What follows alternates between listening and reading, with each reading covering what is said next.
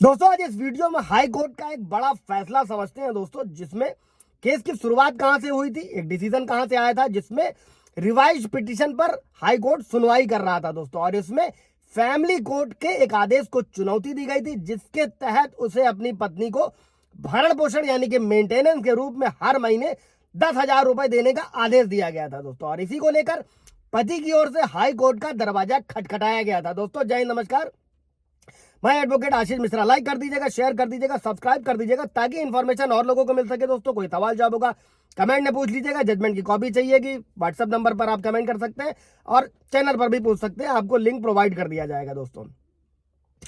अगर आपका भी कोई मैट्रिमोनियल डिस्प्यूट है, किसी तरीके का मेंटेनेंस को लेकर विवाद चल रहा है, तो ये जजमेंट आपके लिए है दोस्तों, जो हाई कोर्ट का आदेश आया है दोस्तों। पति की ओर से कोर्ट को बताया गया था कि फैमिली कोर्ट ने क्या किया था कि सुनवाई की तारीख नहीं बताई थी और साथ ही ये दिखाने में विफल रहा है कि उसने कार्यवाही में जो है उपस्थित होने में जानबूझकर लापरवाही बरती। और इससे क्या हुआ, एक पक्षी आदेश जो है वो अमान्य हो जाता। और कोर्ट ने ये साफ किया कि फैमिली कोर्ट ने ये भी संकेत नहीं दिया था कि पति ने जो है कार्यवाही में उपस्थित होने में यानी कि पेश होने में जानबूझकर लापरवाही बरती है।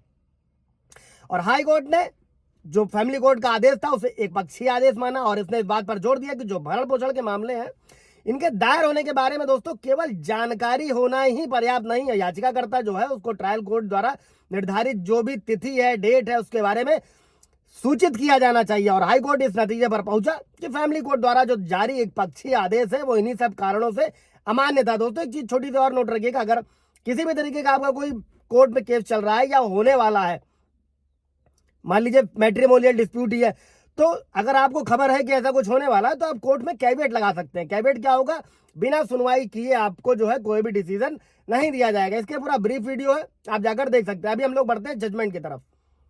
जजमेंट और धारा इसलिए समझ लेते हैं ताकि अपने केस में इस्तेमाल कर सके। और पटना हाईकोर्ट ने क्या किया, जो फैमिली कोर्ट द्वारा जो सीआरपीसी की धारा 126 का सबसेक्शन 2 के तहत जो पत्नी के पक्ष में जारी एक पक्षीय भरण पोषण का आदेश था, उसको खारिज कर दिया। और इसमें यह स्पष्ट किया गया कि ऐसा आदेश जारी करने से पहले जो मजिस्ट्रेट है उनको ये पुष्टि करनी चाहिए थी कि जिस व्यक्ति के खिलाफ भरण पोषण की मांग की जा रही है वो जानबूझकर सेवा से बच रहा है या अदालत में उपस्थित होने में लापरवाही बरत रहा है। और भारतीय नागरिक सुरक्षा संहिता की धारा 145 जो नया कानून है दोस्तों, इसमें भरण पोषण के मामले में एक पक्षीय आदेश को रद्द किया जा सकता है। और इस धारा के तहत दोस्तों जो आदेश है, आदेश की तारीख से सीमा अवधि शुरू होती है, ना कि आदेश के ज्ञान की तारीख से। और इस धारा के तहत अगर मजिस्ट्रेट को लगता है कि भरण पोषण के मामले में जो आदेश के लिए जो प्रस्तावित व्यक्ति है वो जानबूझकर कोर्ट में नहीं आ रहा है, पतियों को ऐसी गलती नहीं करनी होती, मैं कई वीडियो में रिपीट कर चुका हूं, तो एक मामले की एक तरफा सुनवाई कर सकता है। और इस धारा के तहत अगर किसी व्यक्ति के खिलाफ भरण पोषण के लिए आदेश दिया जाना है तो उस व्यक्ति की मौजूदगी में ही सबूत लिए जाएंगे, यानी कि पति के खिलाफ अगर है तो पति की मौजूदगी में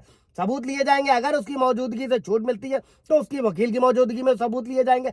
अगर किसी व्यक्ति के खिलाफ भरण पोषण के मामले में आदेश दिया गया है तो एक अच्छे कारण बताकर 3 महीने के अंदर जो है वो आवेदन करता है और इस आदेश को रद्द किया जा सकता है। और धारा 144 भारतीय नागरिक सुरक्षा संहिता के तहत दोस्तों आवेदनों पर विचार करते समय कोर्ट को लागत से जुड़ा जो भी उचित आदेश है वो भी देने का अधिकार है, बशर्ते कि अगर मजिस्ट्रेट को यह विश्वास हो जाता है दोस्तों कि वो व्यक्ति जिसके विरुद्ध यानी कि पति के खिलाफ जो भरण पोषण के मुकदमे के लिए जो आदेश दिया जाना है, जो प्रस्तावित है, जानबूझकर तामील से बच रहा है या जानबूझकर कोर्ट में उपस्थित होने की अपेक्षा कर रहा है, या फिर क्या कर सकता है, मजिस्ट्रेट मामले की एक पक्षीय सुनवाई और निर्धारण कर सकेगा, जिन्हें मजिस्ट्रेट जो भी उचित और न्यायसंगत माननीय न्यायालय द्वारा समझा जाए दोस्तों। तो ये था 145। अगर किसी तरीके से मेंटेनेंस के मामले में पक्षी आदेश होता है तो इस धारा का इस्तेमाल आप अपने इस जजमेंट का भी इस्तेमाल कर सकते हैं और इस धारा का भी अपने खिलाफ कर सकते हैं दोस्तों। कोई सवाल जब होगा तो कमेंट में पूछेगा।